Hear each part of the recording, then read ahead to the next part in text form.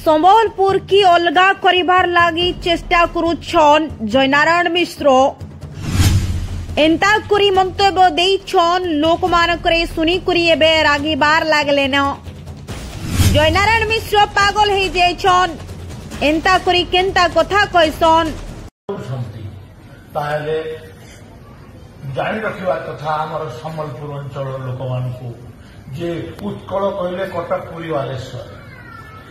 उत्कल कौशल कलिंग मिसिकरी ओडिशा प्रदेश गठन होछि केवल उत्कल जयगान गाइब आ कौशल कलिंगर कोन पय जयगान हो जयनारायण मिश्रंकर मतिभ्रम होई गलानी कि ओडिया अस्मितार कथा कहिथिबा बीजेपी एबे हुए तो जयनारायण को पई तळे पड़िबा पाई जाउछि। दर्शक बंधु जयनारायण मिश्र एभली एक भाषण दैछन्ति जे भाषण सुनिबा परे एबे पश्चिम बंगर लोक माने जे माने कि ताटी उचिछन्ति चाष पावर जंगल सबुथिरे तुम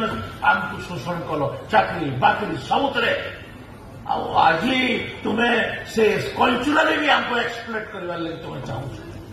एटा की कथा आमे ओडिशा प्रदेश रे मिसिथिलु। दर्शक बंधु पश्चिम ओडिशा लोक जो माने कि राज्यर अंश अटंती एवं समग्र खंड ओडिशा को एवं विभाजन करबा पई जो भली भाबरे मंतव्य दैछन्ते जयनारायण मिश्र तांको प्रश्न करा जाउछि से निजे केउठारु आसिछन्ते सेही संबलपुर माटीरु से केउ भली भाबरे कहि पारुछन्ते समग्र ओडिशा को अलग करबा लागि आ संबलपुर को अन्य एक राज्यर मान्यता देबा पई वर्तमान नाराबाजी लगाइछन्ते। तेबे कथा सुनिबा परे अनेक पश्चिम ओडिशावासी एबे निजर मत रखिछन्ती जे जयनारायण मिश्र जो भली कथा कहिछन्ते हुए तो से पागल होई जाइछन्ते नचेत तांको मस्तिष्क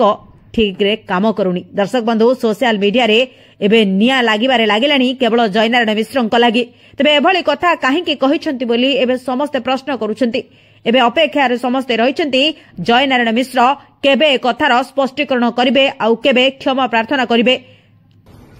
आमे ओडिशा प्रदेश रे मिसिथिलु ओडिशा प्रदेश रे मिसिबा पई आंदोलन रे भी शामिल होइथिलु किंतु ओडिशा रे मिसिकरी हमर सबुठु बड़ भूल हला आमे ओडिशा प्रदेश रे मिसिलु